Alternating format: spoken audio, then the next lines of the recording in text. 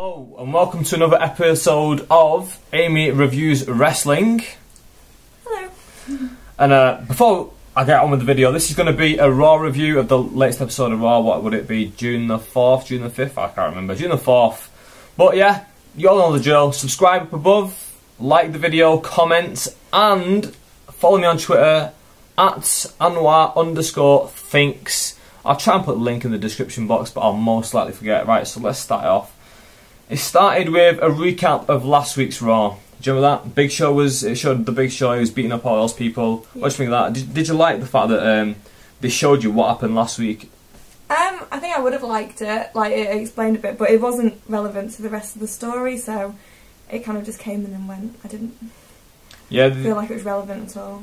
They sort of like didn't really push the Big Show that much, seeing as the entire recap at the start of the show was all about the Big Show. They didn't really do much about him. In fact, looking through what happened on the show, he wasn't in a match, he didn't do anything. Did he cut a promo? I don't think he did, did he? Didn't do anything. Maybe he did something backstage, but seeing as they did all that recap on him from last week, they didn't do anything with him in the show, so that didn't really make sense. I understand that they're trying to continue the storyline, but what's the point if he's not going to be on the show itself? Wait till next week. Then we had Michael Cole and John Cena in the ring doing that interview at the beginning, and Michael Cole was saying that the Big Show's really pissed off with you, it's the John Cena. I didn't follow it at all, I fell asleep. Yeah. And what did you think of John Cena and what he was wearing?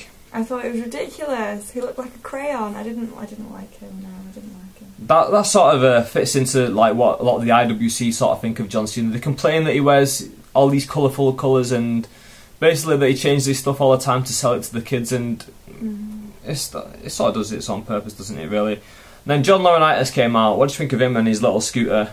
Oh, a scooter? Remember he came out and that like little... yeah, I don't know why he was on a scooter. You didn't explain that to me, or why he had crutches, or... Well, I don't understand that. I've not watched Raw for the past 2 weeks before this one, so I don't know why he was in that little mobility scooter. I mean, they spent ages explaining the Big Show story, but never explained why he was in a scooter. Yeah, like, and that was relevant to the thing, so... I don't think it even mentioned once why he had a crutch with him, or like, oh, poor Johnny Laurinaitis, he's in this crutch, because I think might have been because John Cena beat him up at the pay-per-view a few weeks ago. But they never mentioned that, they didn't actually explain it to us. But he said, listen Cena, in the interest of people power, you can face whoever you want tonight. And then he chose Michael Cole, so that was the main event of the evening. The big thing we got to look forward to was a wrestler versus a commentator.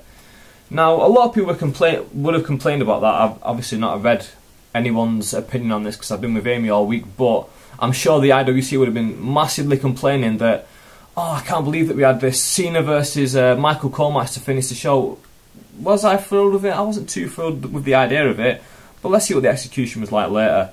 Next up, Sheamus against Dolph Ziggler, and in his corner was Vicky Guerrero. What do you think of Vicky Guerrero? I really hate Vicky Guerrero. Really hate her. Why do you hate Vicky Guerrero? I hate her. I hate her voice, and I hate her clothes, and I hate how she walks around, and I just hate everything about her. That serves its purpose, doesn't it, really? Because Vicky Guerrero's the bad guy, and already, even though you don't really watch wrestling, whenever you see her, she automatically recognised her, and thought, I don't like Vicky Guerrero. I don't like that Vicky woman, is what you said to me. I remember that Vicky woman. I even remembered her. Yeah. I remembered her, which just shows it works. Exactly, it means that she's over. It means that like she's over with the fans even if they don't like her, which is what her basically role is. And it helps Dolph Ziggler, because when Dolph Ziggler came out, you said that, oh, I like him, I want him to win, I like the bad guys best. But then because he was aligned with Vicky, then you sort of soured and was like, oh, I want Sheamus to beat him then. Sheamus ended up beating him. It was an okay match. He won it with the white noise finisher. Then, next match, Sin Cara versus Hunico. What did you think of Sin Cara? I like Sin Cara. I like his gymnastic things. His gymnastic things. Yeah. You like the lucha libre flippy floppy style, I think, is what you like to call it, the flippy floppy style. But yeah, this is an okay match. I thought Sin Cara was a bit average in this. He wasn't at his best, but what they did was they put him with Hunico, who could like really sell his moves and really make him look better to the best of his abilities. I thought it was a good little move putting him with him. Again, they faced each other so many times when it was evil Sin Cara versus good Sin Cara about 7 months ago. I know this is lost on you a little bit, but yeah, Sin Cara ended up getting the win. Were you happy with that?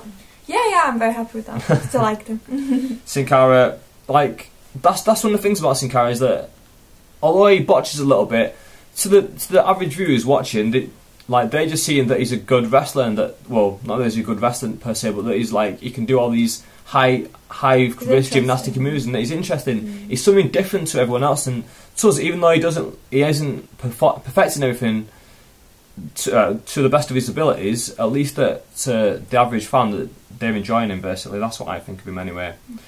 Then we had those two guys against Ryback. What do you think of the two guys, first of all? I thought they were just like, you could tell they were just little kids, and they just seemed very unimpressive, and I just didn't, there was obviously that they were going to lose, obviously. Yeah, these guys are the definition of what wrestling fans call jobbers. Jobbers are basically wrestlers who just come just so that they lose to other guys. That's their job. They just come to do their job, and their job is to lose, and then once that's done, they go away. The thing with Ryback at the moment is obviously that he's facing a lot of these local guys. What they're doing with him is that, because they want to make him look better, so they take in all the like local indie guys who just work on the shows in that area, who like don't have any name for themselves, and they're putting them on WWE just so they can lose to him. So he looks good because he's destroying these guys. These guys get a bit of a rub because they're on television. They get to say to their friends, "Hey, look at me, I'm on Raw this week." And then yeah, Ryback destroys them. What do you think of Ryback's offense, the way that he destroyed them? I thought it was really good. I thought it was clever how he incorporated that there was two of them and didn't just go for one at a time, sort of thing. I like that. Yeah, like the way that he was like throwing them into each other, and there was one move that like was fantastic. The way that he like shot putted, I think Jerry Lawler described it as, where he grabbed him and he shot putted him into the corner. That throw was a good like distance to throw him. It wasn't just like a standard throw that you'd usually see guys do. Again, the crowd started the Goldberg chants. I thought, again, it's lazy chanting. I don't really like it when they start the Goldberg chants. Goldberg was a wrestler who, like, he had a similar look. He was bald. They brought him in. He destroyed wrestlers, and then he ended up winning the world title. And because of that, they all chant Goldberg, Goldberg, because the wrestling fans like to think that they're funny. But I think it's disrespectful because it basically makes his matches boring, because if you're watching it and the fans are chanting Goldberg, it sounds like they're chanting boring, and it sort of takes you away from it. But yeah, Ryback got the win, and I thought it was really impressive in this match, to be honest. Then we had Kane versus CM Punk. Do you remember that match? Kane was the one who had fire in the background. I like Kane, he was scary then. Kane was scary. I've said this a few times in my videos before, that when I was younger, I was so terrified of Kane. I was so scared of him. But yeah, this Kane match versus CM Punk. Did you enjoy the match? Do you remember much of the match? I don't really remember it. Yeah, don't think. That's one of the bad things about CM Punk, that he's a good worker, but his matches aren't that memorable to the average fans. Like Sin Cara's match, to him, it was a memorable match, and that's something that like wrestling fans have got to keep in mind when they're watching the show. Like, that's again with guys like Ryback. Ryback was entertaining, something different, and his match stood out. Whereas CM Punk's match and Kane match, he doesn't remember much what happened in it, or Sheamus and Dolph Ziggler. And Dolph Ziggler and CM Punk are rated as two of the best wrestlers out there. But I enjoyed the match. Kane ended up beating CM Punk. Daniel Bryan was running around there. AJ was running around there. That's a bit of a love triangle that's developing. I've not really been following the last few weeks, so I don't know exactly what's going on.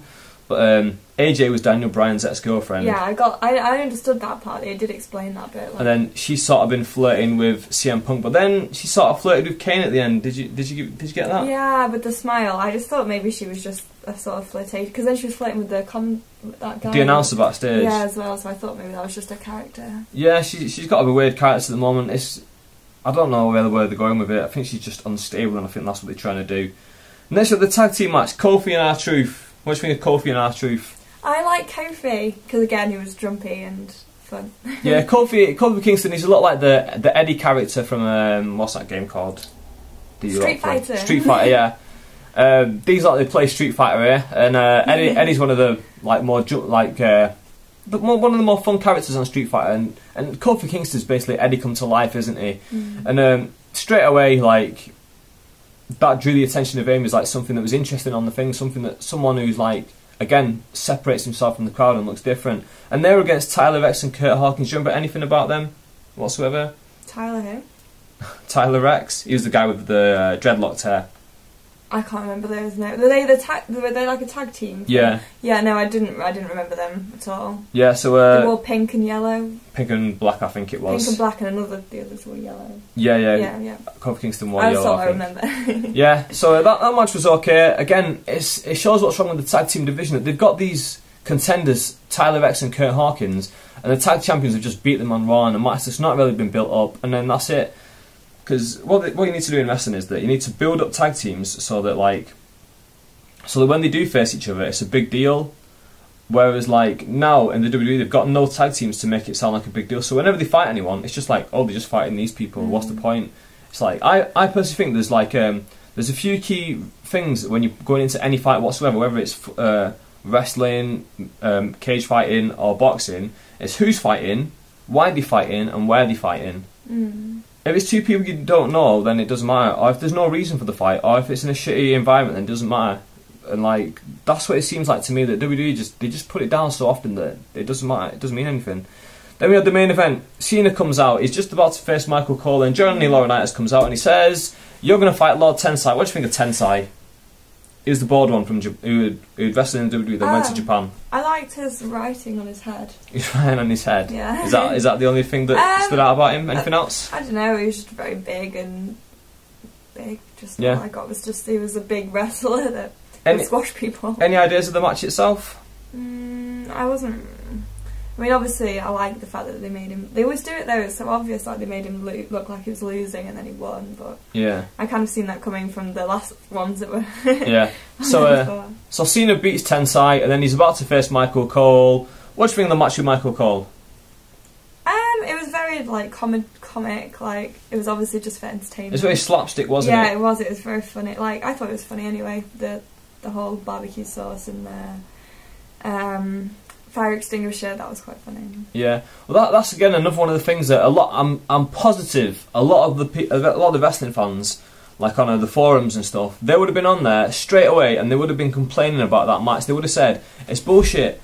Why they put in Michael Cole a commentator in the main event? But again, it fits the purpose, because if that sort of thing like can draw the attention of like someone who's not a fan like Amy, then that's something that WWE needs to do along with the stuff that like entertains us. Like, and they did get a nice mix of it on this show. Like we got matches like Kane versus CM Punk and Sin Cara Hunico and Sheamus Dolph Ziggler. So that's Dolph Ziggler and CM Punk, who are two of the best wrestlers in the world right now.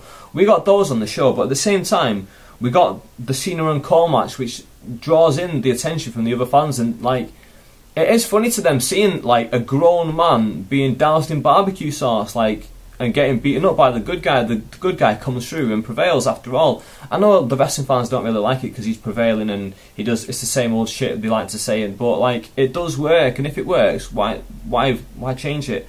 And you liked the fire extinguisher bit as well, didn't you? Yeah, I did. Again.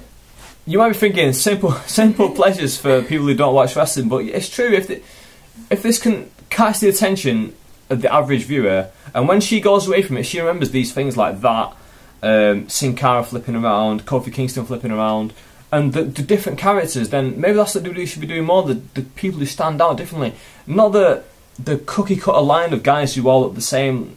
They all have the tan, they all have the body, they all have the same similar haircut. If they don't stand out, then what's the point in having them all there? What do you think of the show overall? I personally, sorry for cutting you off there, but personally, I enjoyed it. I didn't think it was too bad. I didn't think it was horrible. Maybe if I was watching this by myself at home, I would have been a bit like, but because I watched it with Amy, I was a bit more interested in explaining what was going on, and I sort of mellowed a bit on my criticisms of it. But yeah, what did you think of it? I thought it was okay. Out of the ones I've seen before, at first I thought it was quite boring, but then I like. What did you think was boring at the start? Just the. Anyone particular? Or? Obviously I didn't take any in because I can't even remember, but the fights themselves and the bits, it went on for ages before there was even the wrestling started. So. Yeah, we actually checked it out. That there was 20 full minutes, not even including adverts, 20 full minutes of the show itself, where there was no wrestling whatsoever. It started with the recap video, and then the promo in the ring, and then they'd have those SmackDown Reload where it showed Sheamus running out and knocking over John Laurinaitis, and it had stuff like that. And there was 20 minutes where there was no wrestling. And even as someone who's not a wrestling fan, Amy was looking at it saying, "Where's the wrestling? I'm bored of this. I want to see some wrestling now. I thought we were watching wrestling," and it sort of does take away from it. So yeah, what was your highlight of the show then? I liked the one that you said probably wasn't that interesting. The one with Michael Cole and John Cena. Michael Cole and John Cena. I liked that one because I thought it was more something a bit just something different. Yeah, just something a bit more. It had more story, like, and I could understand the story because it was on through the show, so it wasn't like some of them go past me because I don't realise the backstory to them. Yeah. But I liked it because it was all explained just in that space, so it made it more interesting for me. Yeah. So again, that like feeds into like. Again, there's a lot of stuff with Michael Cole in the show that was a bit annoying, where he was on the phone to Johnny Laurinaitis, saying, "Oh, please take me out of this match," and he was basically begging off. And at the start of the match, he tried running away. They told that story very well. The commentator, who really doesn't want to fight John Cena, I mean, he tried running, like I just said, he tried running away. He tried phoning, begging for forgiveness. He even tried during the match asking John Cena, "Listen, please, I supported you all this time. Please don't hurt me," etc., etc. So yeah, what was your favourite match? Was that your favourite match, or did you prefer the Kofi Kingston one or the Sin Cara one? I like the Sin Cara one best, just because I thought it was really interesting to watch. Like, I still switched off during the Cena and Cole one, just because it was just wrestling. Yeah.